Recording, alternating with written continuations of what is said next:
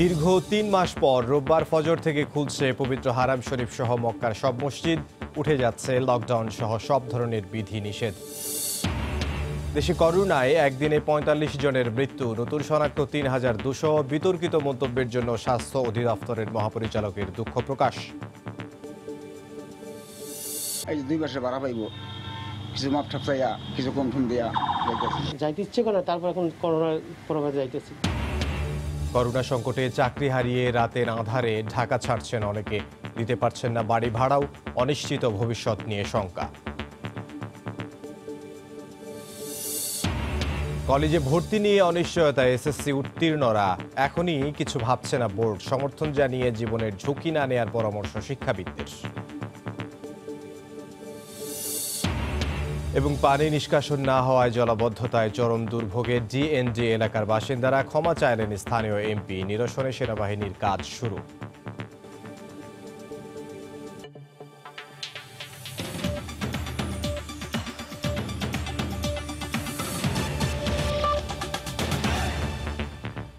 দেখছিলেন শিরোনাম। প্রবাসী সময় সঙ্গে আছে আমি ইমদাদুল হক।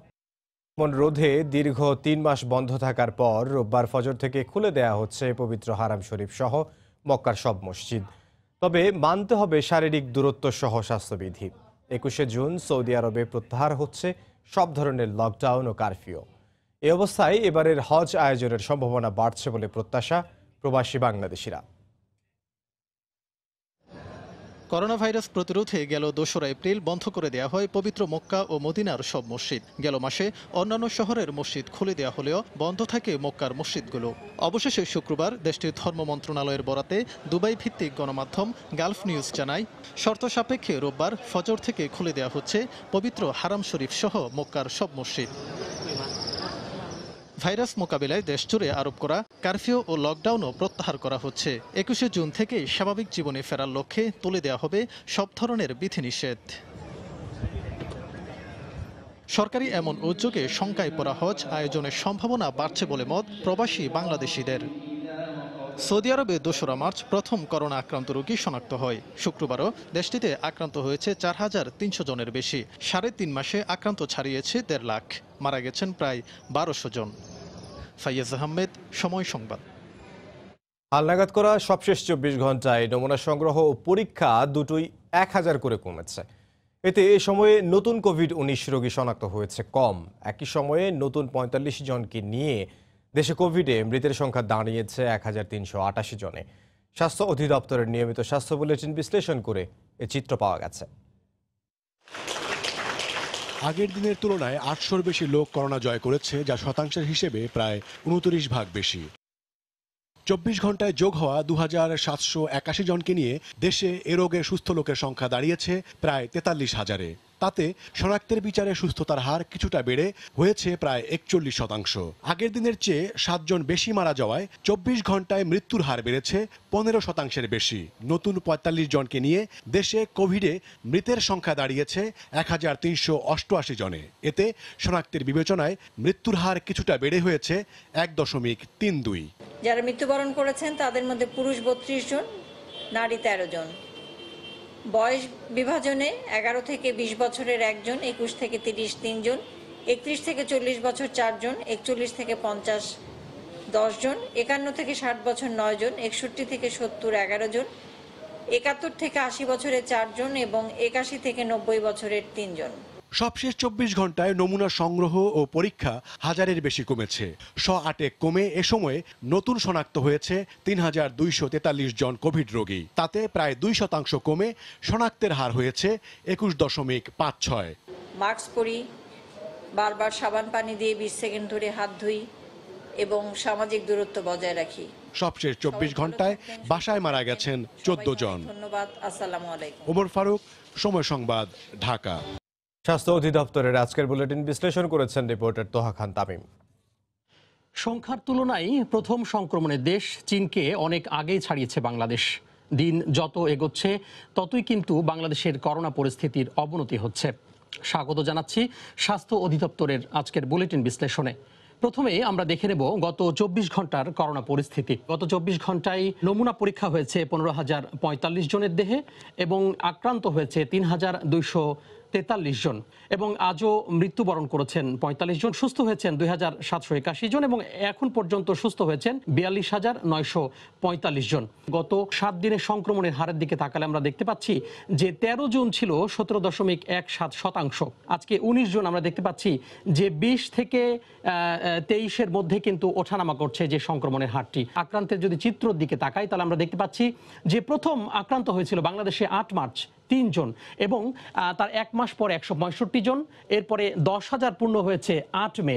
সবচেয়ে কম সময়ের মধ্যেই কিন্তু আমরা দেখতে পাচ্ছি যে আক্রান্তের সংখ্যা 1 লাফে 1 লাখ ছুঁয়েছে। 18 মার্চ 1 জন মারা গিয়েছেন, আজকে 19 জন আমরা দেখেছি যে 1388 জন মৃত্যুর সংখ্যা। যারা মারা গিয়েছেন তাদের বয়সভিত্তিক বিভাজনে আমরা দেখতে পাচ্ছি যে আজকে পুরুষ মারা গিয়েছেন 32 জন এবং নারী মারা গিয়েছেন 13 জন। 11 থেকে 20 বছর বয়সে মারা গেছেন 1 জন, 21 থেকে 40 বছর বয়সে 7 জন, 41 থেকে 60 বছরে 19 জন, 61 থেকে 70 বছরে 11 জন এবং 71 থেকে 90 বছরে 7 জন। আমরা প্রতিদিনই দেখে থাকি যে 50 ঊর্ধ্বদের মধ্যে কিন্তু আসলে মৃত্যুর যে হার সেটি বেশি, তাই বারবার বলা হচ্ছে যারা বয়স্ক ব্যক্তি ঘরের মধ্যে আছেন তাদের বিশেষ যত্ন নেওয়ার জন্য। অযথা আতঙ্কিত না হয়ে স্বাস্থ্যবিধি যদি মানা যায় তাহলে অবশ্যই এর সংক্রমণের হার কমিয়ে আনা সম্ভব। তো এই ছিল আজকের বিশ্লেষণে। করোনায় আক্রান্ত হয়েছেন ফরিদপুরের সংসদ সদস্য সাবেক স্থানীয় সরকার মন্ত্রী খন্দকার মোশাররফ হোসেন, তবে তিনি বাসায় আইসোলেশনে আছেন। এদিকে প্রবীণ সাংস্কৃতিক ব্যক্তিত্ব কামাল লোহানী কোভিড-19 আক্রান্ত হয়ে রাজধানীর একটি বেসরকারি হাসপাতালে ভর্তি রয়েছেন। এছাড়াও করোনা আক্রান্ত না হলেও নানা জটিলতা নিয়ে হাসপাতালে নিবিড় পরিচর্যা কেন্দ্রে আছেন সাবেক স্বরাষ্ট্রমন্ত্রী সাহারা খাতুন। বিশ্বজুড়ে ভয়াবহ রূপ নিয়ে দাপিয়ে বেড়াচ্ছে করোনা ভাইরাস। অদৃশ্য এই শত্রু থেকে রেহাই পাচ্ছে না কোনো শ্রেণী পেশার মানুষই। প্রবীণ সাংস্কৃতিক ব্যক্তিত্ব কামাল লোহানীকে 17 জুন অসুস্থ অবস্থায় ভর্তি করা হয় রাজধানীর একটি বেসরকারি হাসপাতালে। করোনা টেস্টের ফলাফল পজিটিভ এসেছে তার। শারীরিক অবস্থা অবনতি হয় তাকে শেখ রাসেল গ্যাস্ট্রো-লিভার হাসপাতালে আইসিইউতে রাখা হয়েছে। আমার তো সকালে পজিটিভ ধরা পড়েছে করোনা। তো তারপরে চেষ্টা চরিত্র করে সিএমএইচে ভর্তি করা সম্ভব হয়নি, পরে শেখ রাসেল গ্যাস্ট্রো-লিভার ইনস্টিটিউটে ভর্তি করা হয়েছে, ওখানে আইসিইউতে আছেন উনি। আওয়ামী লীগের সভাপতি মণ্ডলীর সদস্য ও সাবেক স্বরাষ্ট্রমন্ত্রী সাহারা খাতুন অসুস্থ অবস্থায় 2 জুন থেকে রয়েছেন রাজধানীর ইউনাইটেড হাসপাতালে। অবস্থার অবনতি হয় তাকে রাখা হয়েছে নিবিড় পর্যবেক্ষণ কেন্দ্রে, যদিও এরই মধ্যে তার করোনা টেস্টের ফলাফল নেগেটিভ এসেছে। ফরিদপুর 3 আসনের সংসদ সদস্য ও সাবেক এলজিআরডি মন্ত্রী ইঞ্জিনিয়ার খন্দকার মোশাররফ হোসেন করোনা ভাইরাসে আক্রান্ত হয়েছেন। শারীরিকভাবে সুস্থ থাকায় নিয়ম মেনে বাসায় চিকিৎসা নিচ্ছেন তিনি। সরকারের মুক্তিযুদ্ধ বিষয়ক মন্ত্রী আকম মোজাম্মেল হক, সস্ত্রীক বাণিজ্য মন্ত্রী টিপু মুন্সি, পার্বত্য চট্টগ্রাম বিষয়ক মন্ত্রী সহ আরও বেশ কয়েকজন সংসদ সদস্য করোনায় আক্রান্ত হয়ে হাসপাতালে ও বাসায় চিকিৎসা নিচ্ছেন। তরিকুল ইসলাম সৌরভ, সময় সংবাদ, ঢাকা। করোনা রোগে পরীক্ষামূলক ওষুধগুলো কোনো প্রেসক্রিপশন ছাড়াই দেদারসে বিক্রি হচ্ছে দেশের বিভিন্ন ফার্মেসিতে। বিশেষজ্ঞরা এর ভয়ানক পরিণতির আশঙ্কা করে বলছেন, স্পর্শকাতর এই ওষুধের যথেচ্ছ ব্যবহার হতে পারে মরণঘাতী। এইভাবে ওষুধ বিক্রি বেড়ে যাওয়ার পর এখন দায়সারা উত্তর দিয়ে ওষুধ প্রশাসন বলছে, প্রেসক্রিপশন ছাড়া কোনো ওষুধ বেচাকেনা নয়। আজালিমানের রিপোর্ট, ছবি তুলেছেন এসএম সালাউদ্দিন। ওরাডেক্সন, ডেক্সানেক্স, ডেকাসন কিংবা রোক্সাডেক্স এসব নামেই বাজারে প্রচলিত সংকটাপন্ন পরিস্থিতিতে ব্যবহৃত স্টেরয়েড ডেক্সামেথাসন। করোনা চিকিৎসায় এই ওষুধ কার্যকর এমন খবরের পরই হঠাৎই এর চাহিদা বেড়েছে। এ বিষয়ে খোঁজ নিতেই সরেজমিনে বিভিন্ন ওষুধের দোকানে সময় সংবাদ। ভাই ডেক্সামেথাসন পাওয়া যায়? না, এখন পাওয়া যায়। ওটা কি শেষ হয়ে গেছে? ওরাডেক্সন 2 দিন পাতা ছিল, ওইটা কালকে শেষ হয়ে গেছে, তারপর আজকে অর্ডার দিয়েছি, বিকেলে আসবে। সংকট ও অস্বাভাবিক চাহিদার কথা বললেও বেশিরভাগ ক্ষেত্রেই কোনো ব্যবস্থাপত্র চায়নি ফার্মেসিগুলো। তবে 2-1জন সচেতন বিক্রেতাও আছে এর মধ্যে। একজন লোকে বলতেছে ডেকাসনকে ফুরিয়ে গেছে, আমি বললাম যে না, আপনার প্রেসক্রিপশন আছে কিনা, তখন বললো না, ডাক্তার আমাকে বলে দিচ্ছে। বিক্রেতারা বলছেন, সংগ্রহকালে নানা অজুহাত দেখান ক্রেতারা। রাখার জন্যই, কারণ শুনে যে মার্কেট ওদা হয়ে যাচ্ছে, পাওয়া যাবে না। প্রেসক্রিপশন দেখে আমি ওনাকে দিয়েছি, নাহলে আমি তো ভাবতাম যে প্রেসক্রিপশন না হলে তো আমি তো দিতাম। কোনো প্রতিষেধক আবিষ্কৃত না হয় বিশ্বব্যাপী করোনা রোগীদের উপর নানা ধরনের ওষুধ প্রয়োগ করা হচ্ছে। এর মধ্যে রয়েছে অ্যান্টিবায়োটিক, স্টেরয়েড, অ্যান্টিভাইরাল সহ প্রায় 60 ধরনের ওষুধ। কিন্তু পরীক্ষামূলকভাবে ব্যবহৃত এসব ওষুধের সফলতা সম্পর্কে পুরোপুরি নিশ্চিত না হয়ে ফার্মেসিগুলো থেকে তা সংগ্রহ করার যে হিড়িক, তাতে কতটা সংখ্যা দেখছেন চিকিৎসকেরা? এটা মাইল্ড মডারেট কেসে এবং ডাক্তারদের পরামর্শ ছাড়া নিলে ভয়ঙ্কর হতে পারে। এটা স্টেরয়েড, এটা সহজ ওষুধ নয়। ডায়াবেটিক কিটোসিস হয়ে গ্যাস্ট্রিক আলসার রোগীদের ক্ষেত্রে পেট ফুটা বা পারফোরেশন হয়ে এবং ইনফেকশন ছড়িয়ে গিয়ে অনেক সময় সেপ্টিসিমামে মৃত্যুর কারণ হয়ে দেখা দিতে পারে। ওষুধ প্রশাসন বলছে স্পর্শকাতরে সব ওষুধ বেচা কেনায় কঠোর নজরদারি করা হবে এখন থেকেই। অ্যান্টিবায়োটিক স্টেরয়েড কোনো ওষুধই প্রেসক্রিপশন ছাড়া দিতে হয় না, এখন আরো স্ট্রিক্ট হয়ে গেছে। কোভিড মোকাবেলায় কাজ করে এমন ধারণা থেকে চাহিদা বেড়েছে অ্যাজমা ও শ্বাসকষ্টে ব্যবহৃত ওষুধগুলো। আজহার লিমন, সময় সংবাদ, ঢাকা। বিতর্কিত মন্তব্য করে অবশেষে ক্ষমা চাইলেন স্বাস্থ্য অধিদপ্তরের মহাপরিচালক। করোনা 2-3 বছর থাকবে। বুধবার স্বাস্থ্য বুলেটিনে এমন বক্তব্য দিয়ে ব্যাপক সমালোচনার মুখে পড়েন স্বাস্থ্যের ডিজি। বিরক্তি জানিয়েছে সরকারও। চিকিৎসক নেতারা বলছেন, এমন বক্তব্য সাধারণ মানুষ সহ চিকিৎসকদের বিভ্রান্ত করা ছাড়া কিছুই নয়। অভিজ্ঞতা অনুযায়ী করোনা পরিস্থিতি 1, 2 বা 3 মাসে শেষ হচ্ছে না, এটি 2 থেকে 3 বছর বা তার চেয়েও বেশি দিন স্থায়ী হবে। বৈশ্বিক মহামারী করোনা নিয়ে এমন মন্তব্যের পর সামাজিক যোগাযোগ মাধ্যম সহ সর্বত্র আলোচনার কেন্দ্রবিন্দু করোনার আয়ুষ্কাল। অনেকে অনেক ধরনের মন্তব্য করলেও চিকিৎসকদের দাবি পূর্ণাঙ্গ ব্যাখ্যার। তারা বলছেন, পরিপূর্ণ বৈজ্ঞানিক ব্যাখ্যা ছাড়া এমন মন্তব্য শুধু সাধারণ মানুষই নয়, বিভ্রান্ত করবে চিকিৎসক সমাজকেও। সারা বিশ্বের বিশেষজ্ঞ এবং গবেষকগণ স্থায়িত্বকালের ব্যাপারে কোনো মন্তব্য করে নাই। WHO এখন পর্যন্ত এই ব্যাপারে কোনো মন্তব্য করে নাই। ভ্যাকসিন আবিষ্কার হলেই কেবল এর একটি সমাধান হতে পারে। এই প্রেক্ষাপটে এরকম দায়িত্বহীন বক্তব্য জনগণকেও বিভ্রান্ত করে এবং চিকিৎসা পেশায় আমাদের একটি নেতিবাচক প্রভাব পড়বে। সমাজের বিশিষ্টজনরাও সমালোচনা করেন এমন মন্তব্যের। কোন তথ্যের ভিত্তিতে তিনি এই কথাটি বললেন, বিজ্ঞানের কোন শর্তের ভিতরে এই কথাটা বললেন যে আগামী 2 বছর থাকবে, 3 বছর থাকবে, সংক্রমণের মাত্রা বাড়বে বা কমবে? এগুলি হলো সাধারণ মানুষের কথা, এটা বিশেষজ্ঞ পর্যায়ের কথা না। এদিকে সরকারের নীতি নির্ধারণী মহলেও বিষয়টি নিয়ে তৈরি হয়েছে আলোচনা সমালোচনা। আওয়ামী লীগের সাধারণ সম্পাদক ওবায়দুল কাদের বলেছেন, স্বাস্থ্য বিভাগের কোনো কর্মকর্তার অদূরদর্শী ও দায়িত্বজ্ঞানহীন বক্তব্য জনমনে তৈরি করেছে হতাশা। স্বাস্থ্য বিভাগের ঊর্ধ্বতন কোনো কর্মকর্তার করোনার আয়ুষ্কাল নিয়ে অদূরদর্শী ও কাণ্ডজ্ঞানহীন বক্তব্য জনমনে হতাশা তৈরি করছে। আমি এ ধরনের সমন্বয়হীন দায়িত্বজ্ঞানহীন বক্তব্য থেকে নিজেদের বিরত রাখার অনুরোধ জানাচ্ছি। এমন ধারণার সমীকরণ নিয়ে ভিন্ন মত বিশেষজ্ঞদেরও। তারা বলছেন, বিতর্ক এড়িয়ে সবথেকে গুরুত্ব দেওয়া উচিত লকডাউন বাস্তবায়নে। লাল জোন আছে, সেগুলোকে খুব অ্যাগ্রেসিভ মেজার নিয়ে তাদের সংক্রমণ কমিয়ে হলুদ এবং সবুজে নেয়া, যাতে করে বাংলাদেশে করোনার যে প্রভাবটা সেটা যেন সীমিত থাকে। দিনভর এমন আলোচনা সমালোচনার পর দুঃখ প্রকাশ করে মহাপরিচালক বলেন, স্বাস্থ্য বুলেটিন প্রচারের পর বক্তব্য সংশোধন করা হয়েছে। আমার একটি বক্তব্যকে ঘিরে বিভ্রান্তির সৃষ্টি হয়েছে। এই অনাকাঙ্ক্ষিত ঘটনায় আমি গভীরভাবে দুঃখিত। ব্যস্ততার কারণে বক্তব্যের স্ক্রিপ্টটি ভালো করে পরীক্ষা করার সুযোগ পাইনি। স্ক্রিপ্টটি পাঠ করে অনলাইনে বক্তব্য রাখি। করোনা প্রাদুর্ভাবের এই পর্যায়ে এসে আক্রান্ত রোগীর সংখ্যা ছাপিয়েছে 1 লাখেরও বেশি। রাশেদ বাপ্পি, সময় সংবাদ, ঢাকা। প্রবাসের সময় আরও থাকছে। ভারী বৃষ্টিতে কক্সবাজারে পাহাড় ধসের আশঙ্কা, মাথা গোঁজার ঠাঁই না থাকায় ঝুঁকি নিয়ে থাকছেন অনেকে। উত্তরাঞ্চলে বেড়েছে নদ নদীর পানি।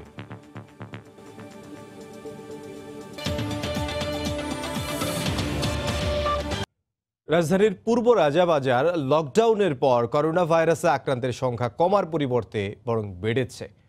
সংক্রমণ রোধে ঘনত্ব বিবেচনায় পরীক্ষামূলক এলাকাটি লকডাউনের পর গত 9 দিনে আক্রান্ত হন 33 জন। বিশেষজ্ঞরা বলছেন, লকডাউন সঠিকভাবে কার্যকরে গাফিলতির কারণেই বাড়ছে আক্রান্তের সংখ্যা। করোনা সংক্রমণ বেড়ে যাওয়ায় পরীক্ষামূলকভাবে 9 দিন আগে লকডাউন করা হয় রাজধানীর পূর্ব রাজাবাজার। কিন্তু যে উদ্দেশ্যে লকডাউন, সেই সংক্রমণ বেড়েই চলেছে এলাকায়। লকডাউনের আগে পূর্ব রাজাবাজার এলাকায় কোভিড আক্রান্তের সংখ্যা ছিল 39 জন। এরপর গত 9 দিনেই আক্রান্ত হয়েছে 33 জন। এতে উদ্বিগ্ন এলাকাবাসী। চেষ্টা করে পারতাছে না, এটা তো ওনাদের গাফলতি আছে। কেন দিচ্ছে ঢুকতে, কেন দিচ্ছে বের হইতে? সচেতন ভাবে চলতে পারলে সেটা আমরা তো নেমে যাই, বাসা থেকে বের হয়ে আসি। বিশেষজ্ঞরা বলছেন, লকডাউনের উদ্দেশ্য সঠিকভাবে বাস্তবায়ন না হলে কোনোভাবেই আক্রান্তের সংখ্যা কমানো সম্ভব নয়। সেখানে যতগুলো লোক পজিটিভ আছে আগের থেকেই আমরা জানি, তাদেরকে ওখানে আইডেন্টিফাই করা, এই ধরনের প্রচারণার সর্বস্ব কর্মকাণ্ড আমাদের কোনো উপকারে আসবে।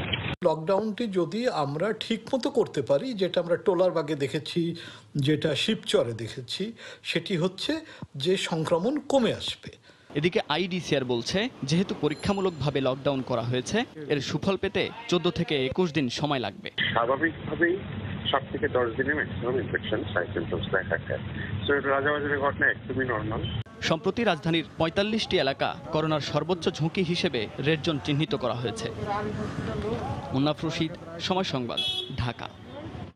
কোনো নিয়ম নীতির তোয়াক্কা না করেই চলছে চট্টগ্রামের উত্তর কাট্টলী এলাকার লকডাউন। অবাধে চলাচল করছেন বাসিন্দারা, সেই সঙ্গে প্রবেশ পথগুলোতে প্রশাসনের কোনো নজরদারিও চোখে পড়েনি।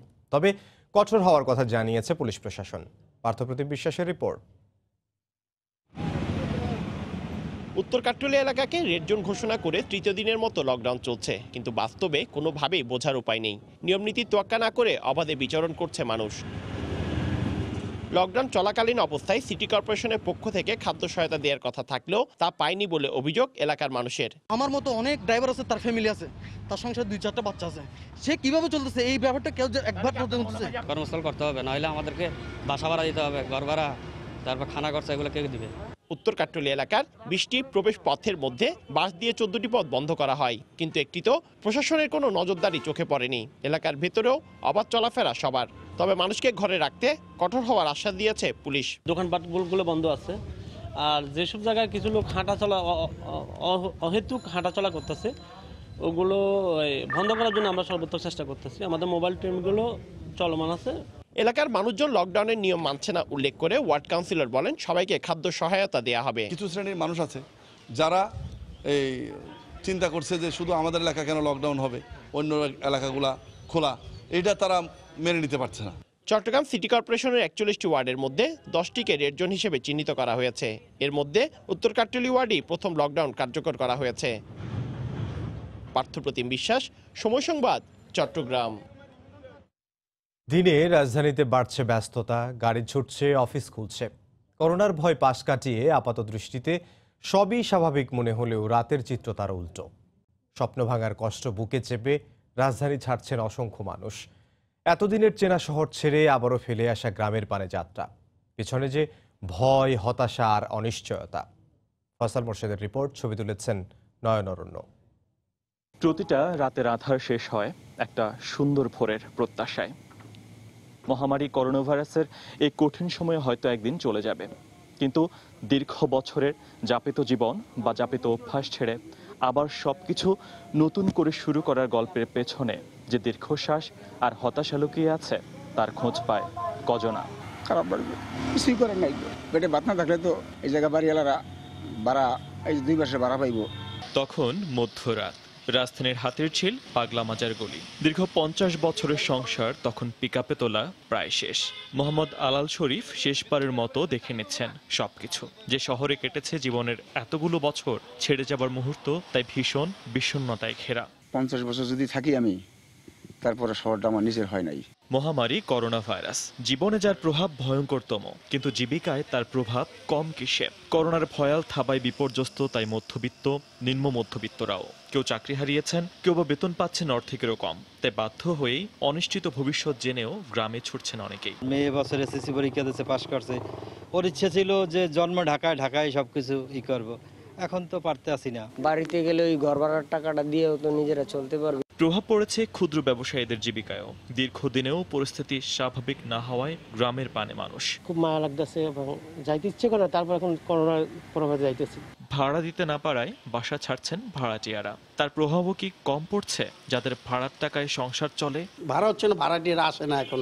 অনেকে দেশে চলে যেতেছে, ভাড়া দিতে পারতেছে না, ব্যবসা বাণিজ্য সমস্যা। করোনা উত্তর পৃথিবী হয়তো আবারও সুন্দর হবে, হয়তো পুনরায় নতুন করে বাঁচবে মানুষ। কিন্তু জীবনের এই বেলায় হঠাৎ পাওয়া ধাক্কা সামলে একদিন ঠিকই ঘুরে দাঁড়াবেন সবাই। আশা করাই যায়, কারণ আশায় বাঁচে মানুষ। ফয়সাল মোর্শেদ, সময় সংবাদ, ঢাকা। করোনা ভাইরাসে মৃতদের আত্মার মাগফিরাত কামনা করে বিশেষ মোনাজাত হয়েছে জাতীয় মসজিদ বাইতুল মুকাররমে। শুক্রবার জুমার নামাজ শেষে মোনাজাতে অংশ নেন ধর্মপ্রাণ মুসল্লিরা। এ সময় দেশ ও বিশ্ব থেকে করোনা মুক্তি ও আক্রান্তদের সুস্থতা কামনা করা হয়। সমর্পিত দুহাত, মহাসংকটের এই সময় পানাহা চাইতে নিজেকে সঁপেছেন সৃষ্টিকর্তার কাছে। অসহায় মানুষের সব চাওয়াই বিশ্বজাহানের স্রষ্টার প্রতি। ইতিমধ্যে অদৃশ্য ভাইরাস কেড়ে নিয়েছে যাদের, তাদের মাগফিরাত কামনা করে আর নিজ জাতি ও বিশ্বের সকল মানুষের কল্যাণ কামনায় জুম্মার নামাজ পরবর্তী মোনাজাতে অংশ নিয়েছে হাজারো মুসল্লি। জাতীয় মসজিদ বাইতুল মোকাররমে এই বিশেষ মোনাজাতে সদ্য প্রয়াত আওয়ামী লীগ নেতা মোহাম্মদ নাসিম, ধর্ম প্রতিমন্ত্রী অ্যাডভোকেট শেখ মোহাম্মদ আবদুল্লাহ সহ এযাবৎকালে করোনায় আক্রান্ত হয়ে মৃত্যুবরণকারী সকল সংসদ সদস্য, রাজনীতিবিদ, চিকিৎসক, সাংবাদিক, সরকারি কর্মকর্তা, কর্মচারী সহ সকলের আত্মার মাগফিরাত কামনা করা হয়। সমস্ত মুসলিম জাহানের জন্য দোয়া করি, আল্লাহ যেন আমাদের সবাইকে এই করোনা ভাইরাস থেকে হেফাজত করেন। সবাই আমরা আল্লাহর কাছে কান্নাকাটি করতেছি যে আল্লাহ এই আযাব থেকে, এই করোনা ভাইরাস থেকে আমাদের বাংলাদেশকে মুক্ত করো এবং সারা বিশ্বকে মুক্ত করো। মহান আল্লাহ রাব্বুল আলামিন দ্রুত এই বিপদ থেকে মানুষকে পরিত্রাণ দিবেন, এমন প্রত্যাশার কথা ব্যক্ত করলেন সকল মুসল্লি। আমরা এমন একটা সকাল আশা করি আল্লাহর কাছে, যিনি আগামীকাল সকালে আমরা শুনতে পারি যে আল্লাহ তাআলা আমাদেরকে করোনা মুক্ত পৃথিবী একটা উপহার দিয়েছে। আত্তাদাররু ইলাল্লাহ, আল্লাহর নিকটে অনুনয় বিনয় করা, আল্লাহ রাব্বুল আলামিনের নিকটে ফিরে আসা, আল্লাহর নিকট তওবা করা, সমস্ত গুনাহ থেকে, সমস্ত পাপ থেকে, সমস্ত অন্যায় অশ্লীলতা থেকে ফিরে আসতে হবে আমাদেরকে। আমরা যেন আগের মতো স্বাভাবিকভাবে চলতে পারি। এর আগে শারীরিক দূরত্ব মেনে মসজিদে প্রবেশ ও জুম্মার নামাজে অংশগ্রহণ করেন মুসল্লিরা। তরিকুল ইসলাম সৌরভ, সময় সংবাদ, ঢাকা। টানা ভারী বর্ষণে কক্সবাজারে দেখা দিয়েছে পাহাড় ধসের আশঙ্কা। ঝুঁকি নিয়ে পাহাড়ে বসবাসকারীরা বলছেন, কোথাও মাথা গোঁজার ঠাঁই না থাকায় পাহাড়ই তাদের আশ্রয়স্থল। তবে ঝুঁকিতে থাকা বসবাসকারীদের আশ্রয় কেন্দ্রে আনতে সব ধরনের ব্যবস্থা নেওয়া হচ্ছে বলে জানিয়েছে ফায়ার সার্ভিস ও জেলা প্রশাসন। সুজাউদ্দিন রুবেলের রিপোর্ট। বর্ষা মৌসুমে টানা ভারী বৃষ্টিপাত, সাগর উত্তাল, ৩ নম্বর সতর্কতা সংকেত জারি। গত কয়েকদিন ধরে কক্সবাজারে চলছে এই অবস্থা। সর্বোচ্চ ৩০৭ মিলিমিটার বৃষ্টিপাতও রেকর্ড করা হয়েছে। তাই পাহাড় ধসের আশঙ্কা করছে আবহাওয়া অফিস। টানা কিছুদিন যদি বৃষ্টিপাত হয় তাহলে পাহাড়গুলো কিছুটা আগলা হয়ে পড়ে। আর লাস্ট 2 দিন যে ভারী বৃষ্টিপাত হচ্ছে, এটির কারণে আমাদের পাহাড় ধসের সমূহ সম্ভাবনা আছে। জেলায় ঝুঁকিপূর্ণ পাহাড় রয়েছে ৬২টি, যেখানে বসবাস করছে লক্ষাধিকের বেশি মানুষ। তারা বলছে, স্থায়ী কোনো বাসস্থান না থাকায় অভাব অনটনের কারণে জীবনের ঝুঁকি নিয়ে পাহাড়েই বসবাস। গরিব লোক আমাদের কোনো চেষ্টা, কোনো জানা সম্মুখীন নাই, আমরা পাহাড়ে থাকি। এখানে স্থানীয় হয়ে গেছে, কিন্তু বৃষ্টি আসলে চলে যায় আর কি। ঝুঁকির জন্য আমরা চলে যাচ্ছি বেশি বৃষ্টি হলে। বর্ষা মৌসুমে পাহাড় ধসের আশঙ্কার কারণে ঝুঁকিপূর্ণ এলাকাগুলো শনাক্ত করে বসবাসকারীদের সচেতন করছে ফায়ার সার্ভিস। বৃষ্টি হলে সমস্যা আমরা অ্যাওয়ারনেস করার জন্য, মাইকিং করার জন্য ফায়ার সার্ভিসের টিম সকাল বিকেল নেমে যায়। স্কুল বা কলেজ বা মাদ্রাসায় আমাদের জেলা প্রশাসকের নির্দেশ মোতাবেক ওইখানে তাদেরকে হস্তান্তর করি। জেলা প্রশাসনের কর্মকর্তা জানালেন, ঝুঁকিপূর্ণ পাহাড়ে বসবাসকারীদের সরিয়ে নিতে ব্যবস্থা নেওয়া হচ্ছে। যারা এখান থেকে উঠতে চায় না তাদেরকে এখান থেকে সরানোর ব্যাপারে আমরা তাদেরকে সর্বোচ্চ অগ্রাধিকার দিয়ে তাদেরকে বুঝিয়ে আমরা সরিয়ে নিচ্ছি। কক্সবাজার শহর সহ 7টি উপজেলাতে গত 10 বছরে পাহাড় ধসে মৃত্যু হয়েছে 2 শতাধিক মানুষের। সুজাউদ্দিন রুবেল, সময় সংবাদ, কক্সবাজার। করোনায় নারায়ণগঞ্জের ডিএনডি এলাকায় পানি নিষ্কাশনের কাজ বন্ধ থাকায় এলাকাবাসীর দুর্ভোগের জন্য ক্ষমা চাইলেন সংসদ সদস্য শামীম ওসমান। দুর্ভোগ নিরসনে আজই সেনাবাহিনীর উচ্চ ক্ষমতা সম্পন্ন 2টি পাম্প দিয়ে চলছে পানি নিষ্কাশনের কাজ। এমন উদ্যোগকে স্বাগত জানিয়েছেন দুর্ভোগে থাকা এলাকাবাসী। গত কয়েকদিনের টানা বৃষ্টিতে নারায়ণগঞ্জের ডিএনডি বাঁধের ভেতর সহ বিভিন্ন এলাকায় সৃষ্টি হয় ব্যাপক জলাবদ্ধতা। পানিতে তলিয়ে যায় বাড়িঘর, রাস্তাঘাট, শিল্প কারখানা সহ বিভিন্ন স্থাপনা। কোথাও হাঁটু থেকে কোমর পানি পর্যন্ত পেরিয়ে চলাচল করতে হয় এসব এলাকার বাসিন্দাদের। অনেক পানি হচ্ছে, সপ্তাহে অনেক পানি হচ্ছে, মানুষের কোমর পর্যন্ত নৌকা চলাচল করে। মানুষের কাজ করিয়া এক জায়গায় একটু রাত্রে ঘুমাইবো, এই ঘুমটা পর্যন্ত আরামের ঘুম তাদের হারাম হয়ে গেছে। বাচ্চা কাচ্চা নিয়ে করে বাড়িতে পারি না, সকালে অফিসে যাইতে পারি না। এবার জনদুর্ভোগ কমাতে পানি নিষ্কাশনের দায়িত্ব নিল সেনাবাহিনী।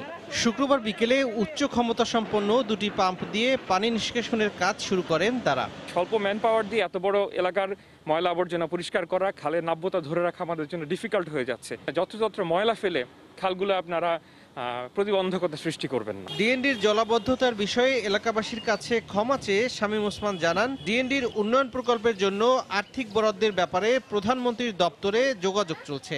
আল্লাহ যদি মৃত্যু হয় তাহলে আগেই ক্ষমা চেয়ে নিচ্ছি। সাংবাদিক ভাইরা আপনাদের মাধ্যমে আমার অনুরোধ থাকবে, এই ডিএনডির যে নেক্সট বাজেটটা দরকার সেটা যাতে নারায়ণগঞ্জে আসে, সেই বিষয়টাতে আপনারা সোচ্চার থাকবেন। ওই টাকাটা হয়ে গেলে আমার মনে হয় সেনাবাহিনী যেভাবে হাতির ঝিলটাকে পরিপূর্ণ করেছেন এইভাবে এটা পরিপূর্ণ হবে। 2017 সালের অক্টোবরে ডিএনডির জলাবদ্ধতা নিরসনে পাম্প হাউস স্থাপন, খাল খনন ও কালভার্ট সহ বিভিন্ন কাজের জন্য 558 কোটি টাকা প্রকল্পের কাজ শুরু করে সেনাবাহিনী। সময় সংবাদ, নারায়ণগঞ্জ। গেল বছরের 18 ডিসেম্বর ইতালির দুটি শহরে ড্রেনের পানিতে করোনা ভাইরাসের অস্তিত্ব পাওয়া যায় বলে জানিয়েছে দেশটির স্বাস্থ্য বিভাগ। শুক্রবার ব্রিটিশ গণমাধ্যম এ তথ্য জানিয়েছে। বলা হয়, চীনের উহানে প্রথম মানবদেহে করোনা শনাক্ত হয় ডিসেম্বরের শেষ দিকে, ইতালিতে শনাক্ত হয় ফেব্রুয়ারির মাঝামাঝিতে। এর আগেই মিলান ও তুরিনের ড্রেনের পানিতে করোনা ভাইরাস পাওয়া যায় বলে জানানো হয়। নতুন তথ্য করোনার উৎস শনাক্তে সহায়তা করবে বলে আশা বিজ্ঞানীদের। এছাড়াও স্পেন জানিয়েছে, দেশটিতে মানবদেহে করোনা ভাইরাস শনাক্তের 40 দিন আগে বার্সেলোনার পানিতে করোনার অস্তিত্ব পাওয়া যায়। করোনা সংকটে ফ্লাইট না থাকায় বাংলাদেশে আটকা পড়েছেন অনেক ফ্রান্স প্রবাসী বাংলাদেশি। তাদের ফিরিয়ে নেয়ার বিষয়ে উদ্যোগ নেওয়া হয়েছে বলে জানিয়েছেন কমিউনিটির নেতারা। অন্যদিকে ইউরোপে করোনা পরিস্থিতি এখন অনেকটাই নিয়ন্ত্রণের মধ্যে থাকায় জীবনযাত্রা কিছুটা স্বাভাবিকের পথে।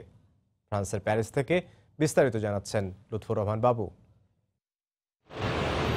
গত কয়েক মাস ধরে ফ্রান্স সহ ইউরোপের সবকটি দেশে করোনা ভাইরাস তাণ্ডব চালানোর পর এখন কিছুটা থেমেছে। এখন পরিস্থিতি অনেকটাই নিয়ন্ত্রণের মধ্যে। লকডাউন তুলে দিয়ে খুলে দেওয়া হয়েছে ব্যবসা প্রতিষ্ঠান সহ শিক্ষা প্রতিষ্ঠানগুলো। করোনা সংকটের মধ্যেই গেল কয়েক সপ্তাহ জুড়ে ফ্রান্স জুড়ে বর্ণবাদ, পুলিশি সহিংসতার বিরুদ্ধে আন্দোলন, অনিয়মিত অভিবাসীদের নিয়মিতকরণের আন্দোলন সহ বেশ কয়েকটি আন্দোলন চলছে। আর এতে অর্থনীতি বেশ সংকটের মধ্যেই পড়েছে। এদিকে দেশটিতে বসবাসকারী প্রবাসী বাংলাদেশিরা মনে করেন, জীবনযাত্রা কিছুটা স্বাভাবিকের দিকে গেলেও ব্যবসা প্রতিষ্ঠান সহ অন্যান্য বিষয় চাঙ্গা হতে হয়তো আরও সময় লাগবে। ইতিমধ্যে রেস্টুরেন্ট এবং ব্যবসা প্রতিষ্ঠান সুন্দরভাবে চালু হয়েছে, কিন্তু মানুষের উপস্থিতি নেই বললেই চলে। ব্যবসা প্রতিষ্ঠানে এখনও মান্দা। এদিকে করোনা ভাইরাসের কারণে বাংলাদেশে আটকা পড়েছেন অনেক ফ্রান্স প্রবাসী বাংলাদেশি। তাদের মধ্যে অনেকেই বিশেষ চার্টার ফ্লাইটে আসতে পারলেও এখনও অনেকেই আটকা আছেন বাংলাদেশে। তবে কমিউনিটি নেতারা বলছেন, তাদের আনার বিষয়ে উদ্যোগ নেওয়া হয়েছে।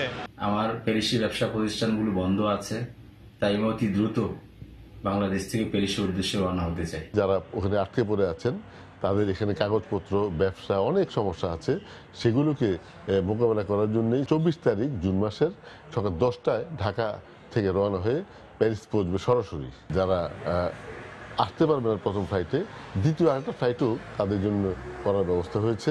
সংকট কাটিয়ে ফ্রান্স আবার তার আগের অবস্থানে ফিরবে এমন প্রত্যাশাই সবার। মোহাম্মদ লুৎফুর বাবু, সময় সংবাদ, প্যারিস।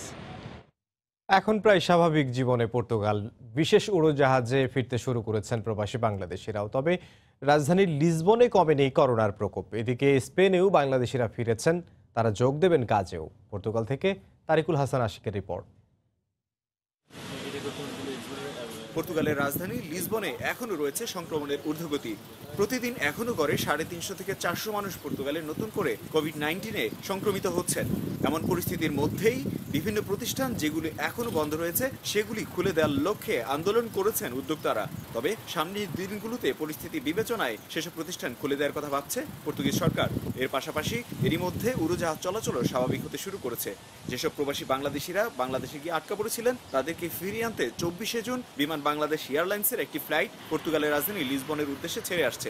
সেই ফ্লাইটটি পর্তুগালে বিমান বাংলাদেশ এয়ারলাইন্সের প্রথম ফ্লাইট। প্রতিবেশী স্পেনের অবস্থা এখন অনেকটাই স্বাভাবিক। সেখানে স্পেন দীর্ঘদিন এখনো রয়েছে। এর পাশাপাশি নতুন আক্রান্তের সংখ্যাও রয়েছে 100-এর নিচে এবং প্রতিদিনই সেখানে খুলে দেওয়া হচ্ছে নতুন নতুন প্রতিষ্ঠান, পার্ক, রেস্তোরাঁ সহ বিভিন্ন প্রতিষ্ঠান যেগুলি এখনো বন্ধ রয়েছে। এর পাশাপাশি এখনো সিনেমা হল, শপিং মল সহ যে কিছু প্রতিষ্ঠান বন্ধ রয়েছে। সার্বিক পরিস্থিতি বিবেচনায় সামনের দিনগুলিতে সেই প্রতিষ্ঠানগুলো খুলে দেওয়ার কথা ভাবছে স্পেনিশ সরকার। স্বস্তি ফিরেছে স্পেনে থাকা প্রবাসী বাংলাদেশিদের মধ্যেও। শীঘ্রই তারা তাদের স্বাভাবিক জীবনে ফিরবেন বলে প্রত্যাশা করছেন। তারিকুল হাসান আশিক, সময় সংবাদ, লিসবন, পর্তুগাল। সংযুক্ত আরব আমিরাত সরকারের বিশেষ নজরদারির কারণে দুবাইয়ে অবস্থিত মধ্যপ্রাচ্যের বিখ্যাত সবজি ও ফল বাজারে কিছুটা ভাটা পড়লেও তেমন ক্ষতি হয়নি ব্যবসা বাণিজ্যে। করোনা সংক্রমণ কমায় প্রাণ ফিরে আসছে এই বিশাল বাজারে। দুবাই থেকে বিস্তারিত দেখুন শিবলি আল সাদিকের রিপোর্টে। সংযুক্ত আরব আমিরাতে করোনা সংক্রমণ ঠেকাতে বাণিজ্যিক সময়সীমা সীমিত থাকায় বাংলাদেশি ক্ষুদ্র ব্যবসায়ীরা কিছুটা ক্ষতির সম্মুখীন হলেও বড় ব্যবসায়ীদের তেমন লোকসানের মুখে পড়তে হয়নি দুবাইয়ের বিখ্যাত এই বাজারটিতে। আবির ব্যবসায়ীরা কিন্তু এই করোনার মধ্যে ততটুকু এরা এত সমস্যার মধ্যে ছিল না। আবির ব্যবসায়ীরা তাদের মাল ছিল এবং লকডাউন তাদের জন্য কিন্তু শীতল ছিল, একটা সীমাবদ্ধ ইয়া ছিল। করোনাকালীন সময় আমাদের ব্যবসা বাণিজ্য তো মোটামুটি কিছুদিন বন্ধ ছিল। তারপর দুবাই গভর্নমেন্টের সহযোগিতার কারণে আমরা মনে করেন কিছুদিন আগে খুলে দিছে। একটু আধা বেলা চলছিল আর কি 2-4 ঘন্টা। মোটামুটি একটু ক্ষতি হলেও আমরা এটা কাটিয়ে ওঠার চেষ্টা করতেছি। নিত্যপণ্যের বাজার হওয়ায় এই বাজারের ব্যবসায়ীরা করোনাকালীন মোটামুটি ব্যবসার ভারসাম্য রক্ষা করতে পেরেছেন। যারা গোডন টোডন আছে বড় বড়, তারা তো অনেক টাকা কামাইছে হোলসেলার আর কি। আমরা তো একদম ঘরে বসা 1.5 মাস পর্যন্ত অনেক ক্ষতিগ্রস্ত। অন্যান্য জায়গায় যেভাবে লকডাউন ছিল এইভাবে এখানে লকডাউন ছিল না, মোটামুটিভাবে আমরা এখানে ছিলাম। তবে কিন্তু আশা করি আমরা আগামীতে ক্ষতিগ্রস্তের দিকটা কি করবো কাটিয়ে উঠতে পারবো। দুবাইয়ের বিশাল এই বাজারে প্রায় 30,000-এর উপর বাংলাদেশি কাজ করছেন। সরকারি বিধিনিষেধ শিথিল হওয়ায় স্বাস্থ্যবিধি মেনে বাংলাদেশি ব্যবসায়ী ও এখানকার শ্রমজীবী প্রবাসীরা আবারও কাজে মনোযোগ দিয়ে ব্যবসায়িক গতি বাড়ানোর চেষ্টা করছেন এই বাজারে। শিবলি আল সাদিক, সময় সংবাদ, সংযুক্ত আরব আমিরাত। সরকারি নির্দেশনা মেনে ঘরেই অবস্থান করছেন কর্মহীন কুয়েত প্রবাসী শ্রমিকরা। তবে এই কর্মহীনতায় নিজেদের খরচ এবং পরিবারের খরচ বহন করতে হিমশিম খাওয়ায় তাদের জীবনে নেমে এসেছে চরম হতাশা। এই অবস্থায় স্থানীয় প্রশাসনের হস্তক্ষেপ কামনা করেছেন তারা। কুয়েত থেকে শরীফ মোহাম্মদ মিজানুর রহমানের রিপোর্ট। বিশ্বের মহা আতঙ্কের নাম করোনা মহামারী, আর সারা বিশ্বে চলছে তাণ্ডব লীলা। কুয়েতেও দিন দিন বেড়ে চলছে এই আক্রান্ত রোগীর সংখ্যা। বর্তমানে কুয়েতে করোনা সংক্রমণ রোধে সরকারের দেওয়া লকডাউন এবং 12 ঘন্টা কারফিউ চলছে। এতে করে সরকারের দেওয়া নির্দেশনা মেনেই প্রবাসীরা এখন সকলেই ঘরে অবস্থান করছেন। কুয়েতে এখনো অব্দি লকডাউন চলছে। আমরা সরকারের যত নির্দেশনা আছে লকডাউনের সকল নির্দেশনা মেনে চলছি। সবকিছুই বন্ধ থাকার কারণে কর্মহীন হয়ে পড়েছেন এ সকল প্রবাসী শ্রমিকরা। এমত অবস্থায় অনেকেই মানবেতর জীবনযাপন কাটাচ্ছেন। নিজের এই কর্মহীন জীবনে এই মানুষগুলো বড়ই অসহায়। এই সকল বেকার কর্মহীন শ্রমিকদের একটাই আবেদন, যেন সরকার এই দুর্দিনে তাদের জন্য প্রণোদনা ঘোষণা করেন এবং অন্তত 3 মাসের বাড়ি ভাড়া মওকুফ করে দিতে বাড়ি মালিকদের প্রতি প্রজ্ঞাপন জারি করেন। লকডাউন ও কারফিউর জন্য অনেকেই কর্মহীন হয়ে পড়েছে। আশা করি কিছুদিনের মধ্যে কুয়েত স্বাভাবিক হয়ে উঠবে ইনশাল্লাহ। দীর্ঘ 3-4 মাস যাবৎ ঘরে বসে আছি।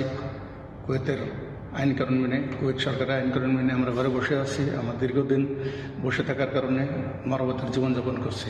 এই করোনা আধার কেটে আবারও আলোর জোয়ারে উদ্ভাসিত হবে এই পৃথিবী, হবে করোনা মুক্ত আমাদের এই আবাসস্থল। এই প্রত্যাশা সকলেরই। শরীফ মোহাম্মদ মিজানুর রহমান, সময় সংবাদ, কুয়েত। করোনার প্রভাবে ব্যাংকগুলোতে কমেছে মুনাফা, বেড়েছে তারল্য সংকট, যুক্ত হয়েছে প্রণোদনা বন্টনের সুষ্ঠু ব্যবস্থাপনার নতুন চ্যালেঞ্জ।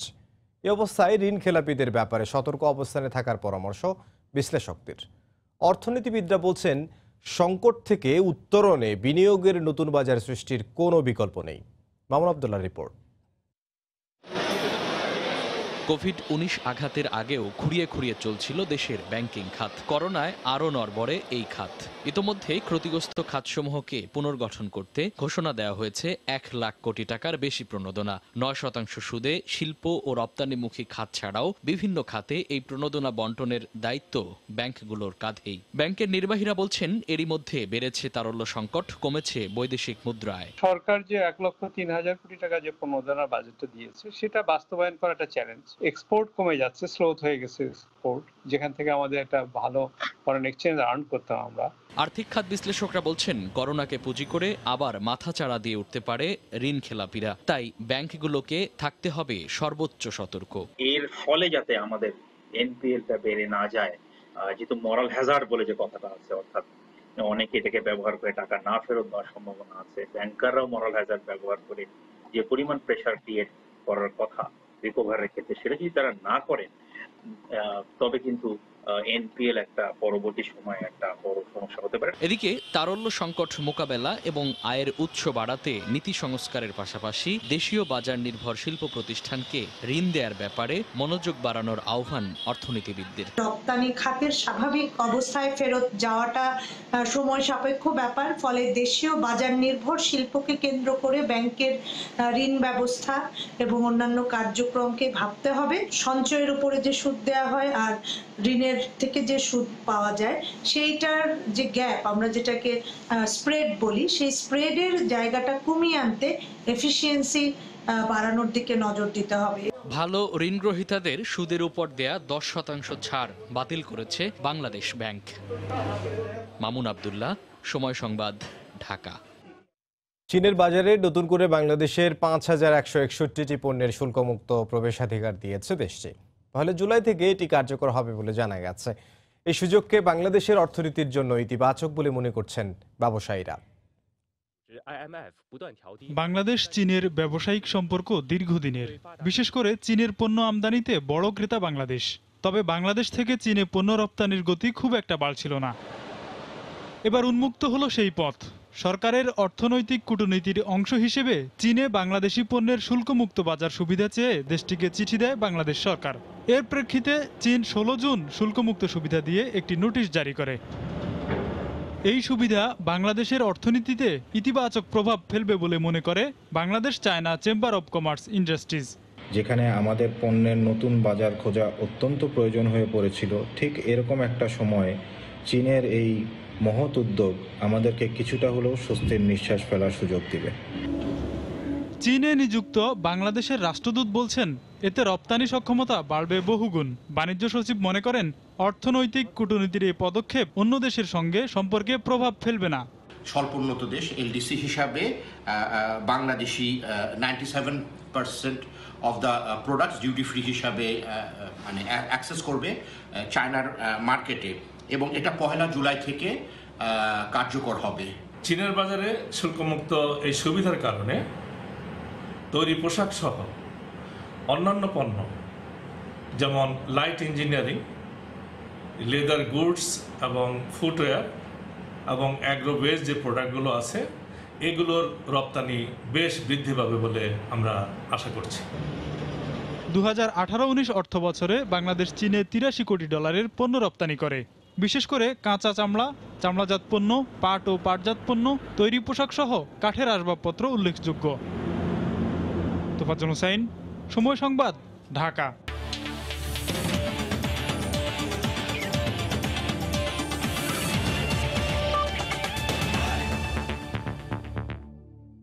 দেশের হকির খবর। আগামী বছরের ফেব্রুয়ারির শেষে অথবা মার্চের শুরুতে জুনিয়র এশিয়া কাপ আয়োজন করার পরিকল্পনা করছে বাংলাদেশ হকি ফেডারেশন। সময় সংবাদকে এমনটাই জানিয়েছেন ফেডারেশনের সহসভাপতি সাজিদ আদেল। এ সময় পরিস্থিতি বিবেচনায় জাতীয় দল, জুনিয়র দল ও নারী দলের ক্যাম্প শুরুর কথাও জানান তিনি। এছাড়াও করোনায় খেলোয়াড়রা গৃহবন্দী থাকলেও নিজেদের ক্যারিয়ারের কথা মাথায় রেখে যাতে ফিটনেসের উপর গুরুত্ব দেয়, এমনটাই পরামর্শ সাজিদ আদেলের।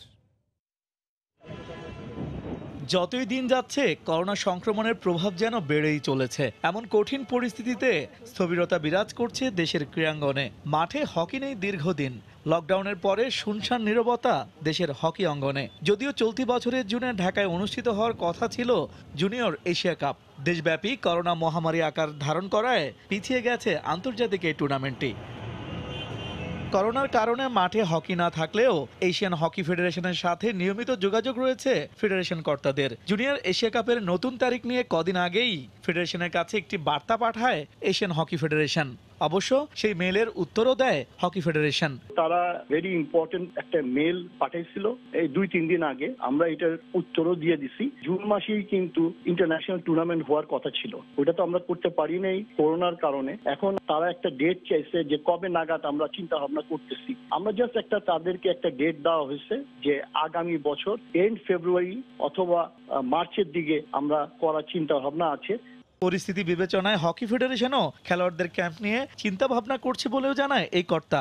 ন্যাশনাল টিমের প্র্যাকটিস, জুনিয়র টিমের আমাদের প্র্যাকটিস, জুনিয়র ন্যাশনাল টিম এদের প্র্যাকটিস শুরু করা, তারপরে আবার নারী হকি, এর মধ্যে একটু সিচুয়েশনটা নর্মাল হলো। কারণ আপনি জানেন যে এখনো কিন্তু কোনো কিছু আমরা একটা প্ল্যান করি ওটা আগাতে পারিনি। করোনার ক্রান্তি কাটিয়ে আবারও মাঠে গড়াবে হকি, এমনটাই প্রত্যাশা সাজেদ আদেলের। ইস্তেক দীপু, সময় সংবাদ, ঢাকা। এই পর্যায়ে শীর্ষ সংবাদ জানিয়ে দিচ্ছে আরেকবার। দীর্ঘ 3 মাস পর রোববার ফজর থেকে খুলছে পবিত্র হারাম শরীফ সহ মক্কার সব মসজিদ। উঠে যাচ্ছে লকডাউন সহ সব ধরনের বিধিনিষেধ। দেশে করোনায় একদিনে 45 জনের মৃত্যু, নতুন শনাক্ত 3200। বিতর্কিত মন্তব্যের জন্য স্বাস্থ্যের অধিদপ্তরের মহাপরিচালকের দুঃখ প্রকাশ। এই 2 মাসে ভাড়া পাইব, কিছু মাপ ঠাপ চাইয়া, কিছু কম টুম দিয়া যাইতে ইচ্ছে করে, তারপর এখন করোনার প্রভাবে যাইতেছি। করোনা সংকটে চাকরি হারিয়ে রাতের আঁধারে ঢাকা ছাড়ছেন অনেকে, দিতে পারছেন না বাড়ি ভাড়াও। অনিশ্চিত ভবিষ্যৎ নিয়ে শঙ্কা। কলেজে ভর্তি নিয়ে অনিশ্চয়তায় এসএসসি উত্তীর্ণরা, এখনই কিছু ভাবছে না বোর্ড। সমর্থন জানিয়ে জীবনের ঝুঁকি না নেয়ার পরামর্শ শিক্ষাবিদদের। এবং পানি নিষ্কাশন না হওয়ায় জলাবদ্ধতায় চরম দুর্ভোগে ডিএনজি এলাকার বাসিন্দারা, ক্ষমা চাইলেন স্থানীয় এমপি। নিরসনে সেনাবাহিনীর কাজ শুরু। এই ছিল প্রবাসের সময়। যে কোনো খবর পেতে ভিজিট করুন সময়নিউজ.tv। আপনার মোবাইলে সময় সংবাদ দেখতে, সব খবর পেতে ডাউনলোড করুন সময় অ্যাপ। এছাড়া এই মাত্র পাওয়া খবর মোবাইলে পেতে SMS করুন *BN লিখে পাঠিয়ে দিন 1624 নম্বরে। আর সঙ্গে থাকুন সময়ের।